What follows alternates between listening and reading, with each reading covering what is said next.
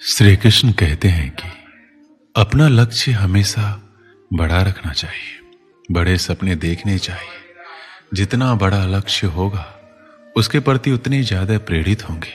हो सकता है बड़ा लक्ष्य आप हासिल ना भी कर पाए, लेकिन उस बड़े लक्ष्य के पीछे जाते जाते आप बहुत कुछ हासिल कर लेंगे। प्रेरणा आपके बहुत ज्यादा प्रयास करने से नहीं आएगी। इसके लिए आपको थोड़े से अपने विचार में, सोच में परिवर्तन रखना होगा। कठिनाइयों में या विपरीत परिस्थिति में आपको हमेशा संभावनाओं के बारे में सोचना चाहिए और आपको इसकी आदत डालनी चाहिए। चाहे परिस्थिति कुछ भी हो, आपको पहले उसको स्वीकार कर लेना चाहिए। इसके बाद आपको आगे की संभावनाओं के बारे में सोचने की आदत डालनी चाहिए। ऐसी आदत डालने के लिए आप छोटी छोटी परिस्थितियों से शुरुआत कर सकते हैं। कभी भी अगर आपके मन में नकारात्मक विचार आए तो आप ये सोचने की आदत डालिए कि ज्यादा से ज्यादा क्या हो सकता है, ज्यादा से ज्यादा क्या नुकसान हो सकता है। आपको लगेगा कि ये बहुत छोटी सी बात है और आपका नकारात्मक विचार चला जाएगा और आप प्रेरित रहेंगे। अपने कार्य के प्रति गलत स्वभाव रखने से आपकी प्रेरणा खत्म हो जाएगी। आपको एक अच्छा इंसान बनने की जरूरत है। एक अच्छा इंसान बनने से आप हमेशा प्रेरित रहते हैं और गलत इंसान बनने से आपके जीवन में नकारात्मकता बढ़ती जाती है। और ना यकीन हो तो आप खुद करके देख लीजिए। अपने जीवन में महान चीजों को पूरा करने के लिए आपको जिस प्रेरणा की आवश्यकता होगी उसे प्रदान करने के लिए दूसरों पर निर्भर रहना अवास्तविक है। आत्म प्रेरणा एक ऐसी चीज है जिसे सीखा जा सकता है यदि आपके पास पहले से नहीं है। प्रेरणा की कमी का सबसे बड़ा कारण है कि कई लोग अपने लक्ष्यों को प्राप्त नहीं कर पाते, जिसके परिणाम स्वरूप खालीपन की भावना पैदा होती है। यहाँ हम आपको भगवान श्री कृष्ण के द्वारा बताए गए सरल तकनीकों के बारे में आपको बताएंगे, जिनका उपयोग आप अपनी आत्म प्रेरणा को बनाए रखने में मदद कर सकते हैं, ताकि आप अपने लिए निर्धारित किसी भी उद्देश्य को लगातार पूरा कर सके। अपने आप को लगातार याद दिलाना महत्वपूर्ण है कि आप किसी विशेष लक्ष्य या उद्देश्य का पीछा क्यों कर रहे हैं। ये उन लक्ष्यों के लिए विशेष रूप से सच है जिन्हें हासिल करने में दूसरों की तुलना में अधिक समय लग सकता है।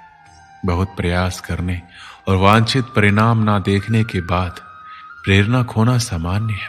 लाभों के बारे में खुद को याद दिलाना अपनी प्रेरणा को पुनर्जीवित करता है, ताकि आप अपने उद्देश्यों को पूरा करने के लिए करीब जा सके। हो सकता है किसी के लिए सबसे बड़ा मोटिवेशन सपने हो, लेकिन क्या आपका यह मोटिवेशन उस समय भी बना रहेगा जब आपके सपने पूरे हो जाएंगे? या हो सकता है किसी के लिए सबसे बड़ा मोटिवेशन फेम हो, तो क्या बहुत फेमस हो जाने के बाद वह हमेशा मोटिवेट रहेगा? शायद नहीं। लेकिन मेरे अनुसार सबसे बड़ा मोटिवेशन होता है मृत्यु, जो कोई तत्काल मोटिवेशन नहीं है। अगर हम हमेशा हर दिन इस तरह जिए कि कल हम मरने वाले, तो इससे बड़ा मोटिवेशन कुछ नहीं होगा और इस तरह हम हमेशा के लिए मोटिवेट हो सकते हैं। आज की इस भागदौड़ भरी जिंदगी में हर व्यक्ति चाहता है कि हम हमेशा मोटिवेट रहें, अपने लक्ष्यों तक पहुंचे। लेकिन मोटिवेट रहना अपने लक्ष्यों तक पहुंचने और मनचाहा जीवन जीने के सबसे चुनौतीपूर्ण हिस्सों में से एक हो सकता है। क्या आप भी चाहते हैं कि आप प्रतिदिन अधिक प्रेरित महसूस करें, लेकिन सुनिश्चित नहीं है कि उस चिंगारी को वापस कैसे लाया जाए? आप जीवन में चाहे कुछ भी शुरू करना चाहते हो, आप समस्याओं को हल करना चाहते हो, अपनी आदतों को बदलना चाहते हो, एक नई दिनचर्या शुरू करना चाहते हो या कुछ कार्य, सभी के लिए प्रेरणा का उपयोग बहुत ही जरूरी होता है। जब भी आप अपने जीवन में कोई भी कार्य शुरू करना चाहते हैं तो सबसे ज्यादा जरूरी है अपनी प्रेरणा को बढ़ाने पर ध्यान देना। सबसे पहले आप छोटे और प्राप्त करने योग्य लक्ष्य निर्धारित करें। यदि एक साथ आप बहुत अधिक भार लेने की कोशिश करेंगे तो ये केवल आपको जल्दी छोड़ने का कारण बनेगा। जब आप कोई भी कार्य में विफल होते हैं तो अपने आप को हराना बहुत आसान होता है, लेकिन आपके कार्य की विफलता किस कारण हुई उस पर ध्यान केंद्रित करना आसान होता है। उस समय अपने आप को अपने से पूछने की जरूरत है कि आप कुछ भी ठीक क्यों नहीं कर सकते। इसे अंतिम लक्ष्य तक पहुंचाना इतना कठिन क्यों है? जब आप कोई कार्य शुरू करते हैं तो लक्ष्यों को प्राप्त करना बहुत मुश्किल होता है, लेकिन अपने लक्ष्यों को आसान बनाने के लिए आपको किसी और की आवश्यकता भी जरूरी है। अपने मोटिवेशन के स्तर को बढ़ाने के लिए कभी कभी बाहरी प्रभावों की आवश्यकता होती है, ताकि आप नियंत्रण में रह सके और आगे बढ़ सके। जब भी आप कोई लक्ष्य निर्धारित करें तो अपने किसी मित्र या पारिवारिक सदस्य को बताएं जिस पर आप अपने लक्ष्यों के बारे में भरोसा करते हैं, ताकि वो आपको जवाबदेह ठहरा सके और आपको सही रास्ते पर रख सके।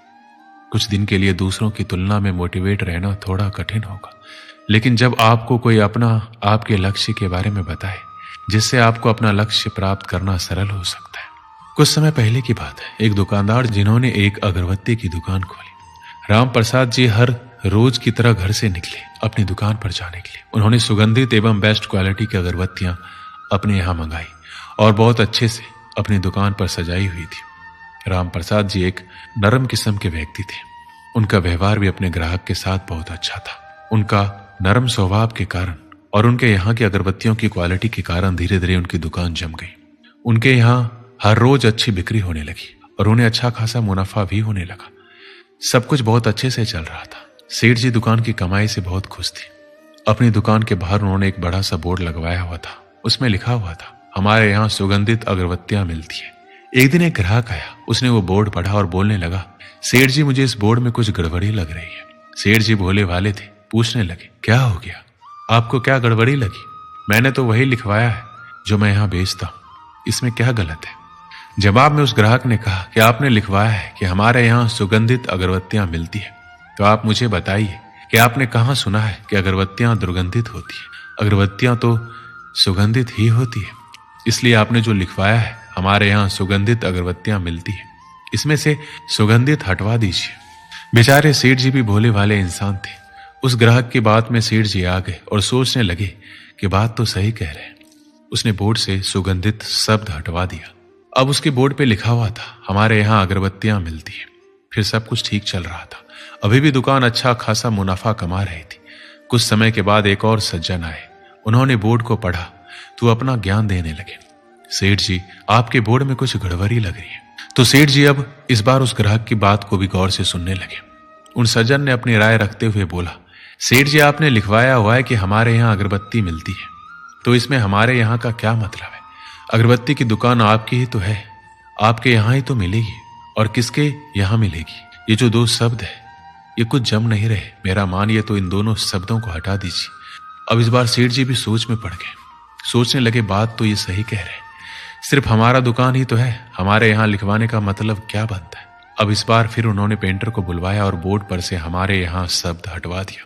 अब उस बोर्ड पर केवल अगरबत्तियां मिलती है यही लिखा हुआ था।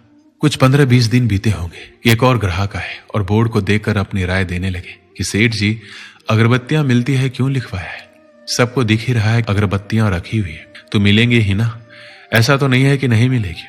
तो ये लिखवाने का क्या मतलब? मेरी मानिए तो इन दोनों शब्दों को हटा दीजिए। सेठ जी ने फिर से पेंटर को बुलवाया और उन दो शब्दों को भी हटवा दिया। अब वहां सिर्फ अगरबत्तियां ही लिखा हुआ था। 1-2 महीने ही बीते थे। एक दिन एक और सज्जन पुरुष आए और बोर्ड देखकर कहने लगे, साहब आपने इस पर अगरबत्तियां क्यों लिखवाया हुआ है? सबको दिख ही रहा है अगरबत्तियों की दुकान है तो अगरबत्तियां ही मिलेगी, मोमबत्तियां तो मिलेगी नहीं। तो ये क्यों लिखवाया हुआ है? मुझे तो ये कुछ जम नहीं रहा है, इसे हटवा क्यों नहीं देते? लिहाजा फिर से पेंटर को बुलाया गया और अब अगरबत्तियां शब्द को भी हटवा दिया गया। अब बोर्ड पर कुछ नहीं लिखा था, बिल्कुल खाली हो गया था वो बोर्ड। कुछ महीने बीते। अब धीरे धीरे उनका धंधा मंदा होने लगा, बिक्री कम होने लगी। सेठ जी कुछ समझ नहीं पा रहे थे ऐसा क्यों हो रहा है। अभी तक कुछ सब कुछ ठीक चल रहा था, फिर ये अचानक बिक्री कम क्यों होने लगी? कुछ समय बाद सेठ जी का एक बहुत ही पुराना दोस्त था, वो आया। दुकान पर ऐसे ही बात चलने लगी तो चलते चलते बात काम धंधे के ऊपर चलने लगी। सेठ जी ने बताया कि कुछ समय से काम धंधा ठीक नहीं चल रहा है, बिक्री बहुत कम हो गई है, पर वजह समझ नहीं आ रहा है। तो सेठ जी का दोस्त दुकान के बाहर गए और दुकान को चारों तरफ से देखने लगे। अचानक से उनके दोस्त की नजर उस बोर्ड के ऊपर गई। उस बोर्ड को देखकर वो हैरान रह गए। दौड़ के वो सेठ जी के पास आए और बोलने लगे, अरे ये क्या कर रखा है तुमने? बेवकूफ हो क्या? तुमने जितना बड़ा बोर्ड खाली छोड़ रखा है उस पर कुछ नहीं लिखवाया। तुम्हें कुछ लिखवाना चाहिए जिससे तुम्हारी पहचान बने। तुम उस बोर्ड पर लिखवाओ कि हमारे यहाँ सुगंधित अगरबत्तियां मिलती है, फिर देखना कि दुकान कैसे चलेगी। इधर सेठ जी के दोस्त ने यह बात कही, उधर सेठ जी का दिमाग ठनका कि कैसे सबकी राय लेते लेते उन्होंने अपना ही नुकसान करवा लिया। अब सेठ जी को अच्छे से समझ आ गया था कि उनकी गलती थी कि कैसे वो सबकी राय लेते चले गए और अपना ही नुकसान करवा लिया। इस कहानी से हमें क्या सीख मिलती है? अगर आप सबकी राय लेते जाएंगे तो कहीं आपकी अपनी राय का धंधा मंदा ना पड़ जाए। जब तक आप डरते रहेंगे, दूसरों की राय लेते रहेंगे, तब तक आप अपनी जिंदगी के फैसले नहीं कर पाएंगे। तो इसलिए दूसरों की राय से ज्यादा खुद के फैसले पर भरोसा करें और आगे बढ़ें। दोस्तों, इस वीडियो में बस इतना ही। मिलते हैं अगले वीडियो में। अपना ख्याल रखिएगा। जय श्री कृष्ण।